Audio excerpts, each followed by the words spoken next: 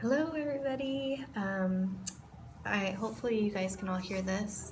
I'm excited to do my presentation today. Today I'm going to be presenting a picture book. This book is actually one that I just discovered not that long ago. My mother-in-law gave it to my children for Christmas this last year, and I just fell in love with it. It's such a creative and clever book. So anyway, the book that I'm going to do is called The Day the Crayons Quit. And it is by Drew Daywalt, illustrations by Oliver Jeffers, and as you can see, the illustrations are, the writing is written kind of like a child would write it. This book was written in 2013, so it's a fairly new book. I guess 3 years old, but that's new to me because time just flies by.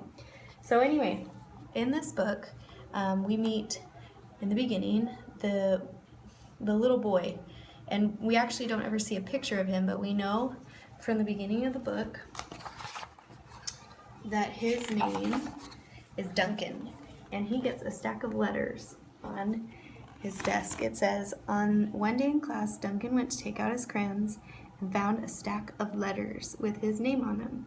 So we see this realistic looking picture of envelopes, letters, which is kind of cool because who doesn't like to get mail? So we know that Duncan, we find out, we keep reading, and we know that Duncan is excited about mail until, that is, he opens the letters.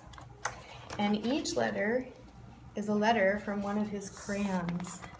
And they've all written him letters, all the colors. So I'll go ahead and read with you and then show you the picture.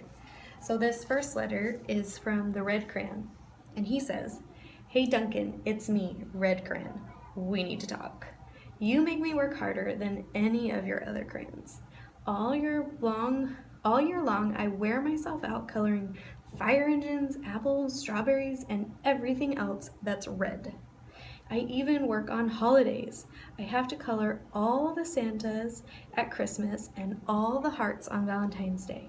I need a rest. Your overworked friend, Red Crayon."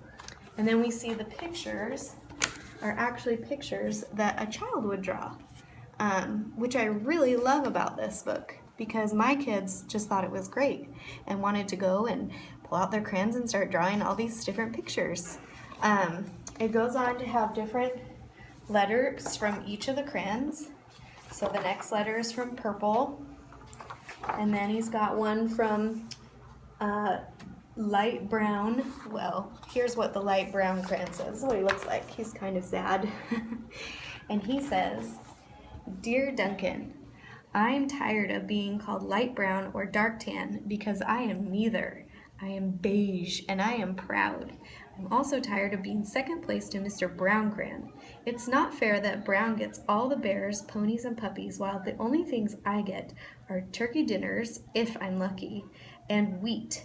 And let's be honest, when was the last time you saw a kid excited about coloring wheat? Your beige friend, Beige Crayon." So they go on, and not all of the crayons have complaints. Some are fairly happy with what they get to do, like the green crayon. So here's the pictures from the green crayon. You can see again that they're pictures that children draw. And the green crayon says, "Dear Duncan, as green crayon, I am writing for 2 reasons.